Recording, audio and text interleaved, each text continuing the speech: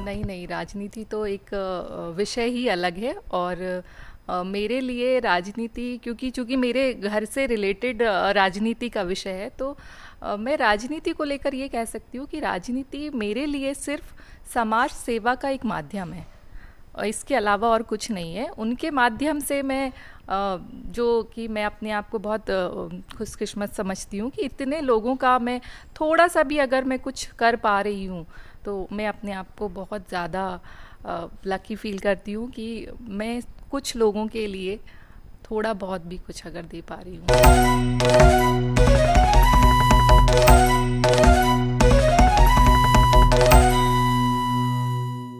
No फिकर के कार्यक्रम आज की छोरी में आप सभी का स्वागत है। और आज हमारे साथ हैं शिल्पी अभिषेक भार्गव, जो कि कैबिनेट मंत्री गोपाल भार्गव की बहू हैं और भाजपा नेता अभिषेक भार्गव की पत्नी हैं। लगातार अभी सुर्खियों में है क्योंकि सोशल वर्क के लिए उनका नाम काफ़ी आगे आ रहा है। हमारे कार्यक्रम में आपका स्वागत। बहुत बहुत धन्यवाद।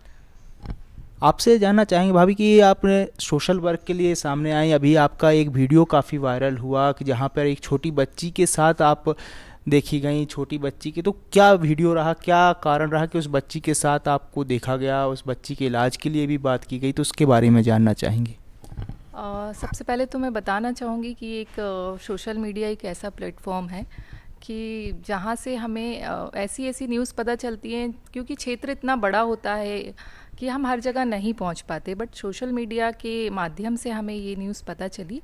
हमारे क्षेत्र में एक पिपरिया नाम से एक गांव है, वहाँ पर एक सिमरन नाम की लड़की जो कि एक बीमारी से ग्रसित है, जो जिसमें उसकी एज तो बढ़ रही है बट उसकी हाइट नहीं बढ़ रही है, वो बोल नहीं पाती है, वो चल नहीं पाती है। जब मुझे ये सब कुछ पता चला तो मैं बड़ी भावुक हो गई कि मतलब बच्चों में ऐसी भी बीमारियां होती हैं कि चूँकि उनके 6 लड़कियां हैं तो वो उनके पिता कोई इलाज करा नहीं सकते थे।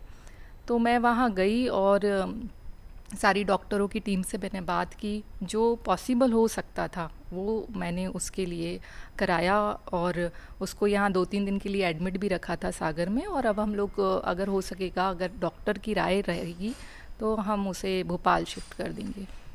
अब आपसे जानना चाहेंगे कि जैसे कि आपने बताया कि आप क्षेत्र में पहुँचे, रहली क्षेत्र के बच्चों के बीच में पहुँचे, ग्रामीणों के बीच में पहुँची, तो कब से ये शुरू किया आपने कि लोगों के बीच में जाना, सोशल वर्क आपने कब से स्टार्ट किया? ये तो मतलब बस ऐसा हो गया कि एक बार और मुझे ऐसी ही न्यूज़ पता चली कि कोरोना की वजह से एक हमारे क्षेत्र की लड़की है, उसके पेरेंट्स मतलब उसके पिता की डेथ हो गई थी। तो मैं वहाँ गई और तब से ये स्टार्ट ही हो गया है कि मुझे कहीं से भी कुछ न्यूज़ ऐसी पता चलती है तो मैं वहाँ जाती हूँ और जो भी मुझसे मदद हो पाती है मैं वो करने की कोशिश करती हूँ। तो अभी वर्तमान समय में अब आगे क्या टारगेट है, किस तरीके से आप आगे बढ़ेंगे? अगर आगे भविष्य में और भी सोशल वर्क के इश्यूज रहेंगे, काम रहेंगे, तो कैसे करने वाले हैं? उसके लिए क्या आप लक्ष्य लेके चल रही हैं? अब भविष्य का तो अभी मैंने सोचा नहीं, ये तो सब शायद होता चला जा रहा है। मैं इसको लेकर तो अभी कुछ ऐसा क्लियर नहीं हूँ कि क्या क्या प्लानिंग है, बट जो भी मुझसे सेवा हो सकती है मेरे क्षेत्र के लिए, और ऐसा नहीं कि सिर्फ क्षेत्र के लिए, कहीं पर भी अगर मुझे लगता है कि मेरी ज़रूरत है तो मैं वहाँ अपना जो कुछ भी हो सकेगा वो मैं कर पाऊँगी। जैसे कि अभी आपने चिकित्सा क्षेत्र में आपने योगदान देने की कोशिश की, आपने एक बच्ची के भविष्य को इस ध्यान में रखते हुए एक प्रयास किया, तो भविष्य में जैसे कि चिकित्सा क्षेत्र में क्या योगदान देने वाले हैं? कि जैसे एक रहली क्षेत्र में ऐसी बड़ी बड़ी हॉस्पिटल्स नहीं हैं, तो ऐसे कुछ योगदान की भूमिका हो सकती है क्या?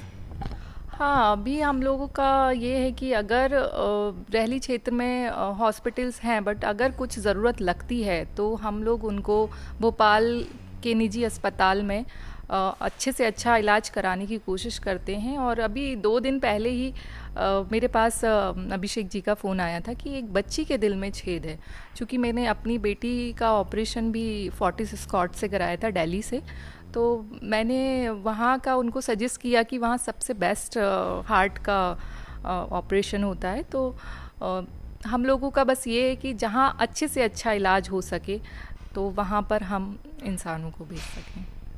जैसे कि अभिषेक भार्गव जी लगातार शिक्षा के लिए काम करते रहते हैं, एजुकेशन प्रोवाइड कराते हैं, निःशुल्क कोचिंग क्लासेस भी उन्होंने गड़ाकोटा में प्रोवाइड की है यूथ के लिए, कहीं ना कहीं एक एजुकेशन को बढ़ाने का प्रयास कर रहे हैं।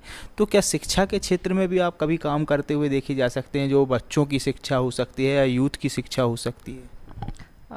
शिक्षा तो एक विषय ऐसा है कि जहाँ पर काम मुझे करना ही चाहिए, और मैं जो बच्चे हैं, कुछ बच्चे हैं, उनका मैंने उनको बोला भी है कि शिक्षा को लेकर अगर कोई भी किसी भी तरह की अगर आपको प्रॉब्लम है कि आप पढ़ाई करने में सक्षम नहीं हैं, कि आपके पेरेंट्स आपको आगे नहीं पढ़ा सकते हैं, तो वो सभी लोग मुझसे आकर मिल सकते हैं। और हमारे यहाँ से ऐसा होता भी है कि मेरे जो पापा जी हैं और अभिषेक जी हैं, वो शिक्षा के लिए जो भी हो सकता है वो सब कुछ करते हैं, उनकी फ़ीस भरवाते हैं, उनको अच्छे कॉलेजेस दिलवाते हैं, जो भी हो सकता है। अब आप जैसे कि महिलाओं के बीच में आप जाती हैं, आप क्षेत्र की महिलाओं के लिए जाती हैं, बीच में बात भी करती हैं, तो क्षेत्र की महिलाएं या कहीं ना कहीं बुंदेलखंड की महिलाएं उतनी अग्रसर नहीं होती हैं, कहीं ना कहीं बीच में पीछे रह जाती हैं। तो महिलाओं के लिए क्या सोचती हैं कि महिलाओं को भी आगे लाने के लिए कुछ आपके विचार हैं, जैसे कि उनको आगे लाया जा सके जिससे? हाँ, महिलाओं को अभी देखा जाए तो बुंदेलखंड में जो एरिया है, इसमें महिलाएं अभी आगे निकल कर नहीं आती हैं। उनकी सोच ऐसी है कि वो अधिकतर लोग घर में ही रहना पसंद करती हैं। कोशिश रहती है कि सबसे मेरा संपर्क हो सके, सबको मैं हर चीज़ के बारे में बता सकूं, उनकी जो भी परेशानियां हैं उनको सॉल्व कर सकूं। कोशिश है अभी, और शायद आगे हो सकता है कि सफल हो ये मेरी कोशिश। जैसे भविष्य की बात की, तो क्या भविष्य में आप कभी चुनाव लड़ते भी देखे जा सकते हैं, कि भविष्य में चुनाव या राजनीति में सक्रिय होते हुए? नहीं नहीं, राजनीति तो एक विषय ही अलग है, और मेरे लिए राजनीति, चूँकि मेरे घर से रिलेटेड राजनीति का विषय है, तो मैं राजनीति को लेकर ये कह सकती हूँ कि राजनीति मेरे लिए सिर्फ समाज सेवा का एक माध्यम है, और इसके अलावा और कुछ नहीं है। उनके माध्यम से मैं जो कि मैं अपने आप को बहुत खुशकिस्मत समझती हूँ कि इतने लोगों का मैं थोड़ा सा भी अगर मैं कुछ कर पा रही हूँ, तो मैं अपने आप को बहुत ज़्यादा लकी फील करती हूँ कि मैं कुछ लोगों के लिए थोड़ा बहुत भी कुछ अगर दे पा रही हूँ। तो इस बार आपने जैसे कि बात की, क्षेत्र में बढ़ने की बात की, क्षेत्र में लोगों के बीच में जाने की बात की, तो अब आगामी समय में चुनाव भी आने वाले हैं, चुनावी वर्ष है, तो क्या आप भविष्य में गोपाल भार्गव जी की मदद करते हुए या अभिषेक भार्गव जी की मदद करते हुए भी देखी जा सकती हैं? हाँ, अगर ज़रूरत लगेगी कि मुझे भी जाना चाहिए या मदद करनी चाहिए, तो मैं ज़रूर उनका साथ दूंगी। हमारे कार्यक्रम के लिए समय निकालने के लिए धन्यवाद।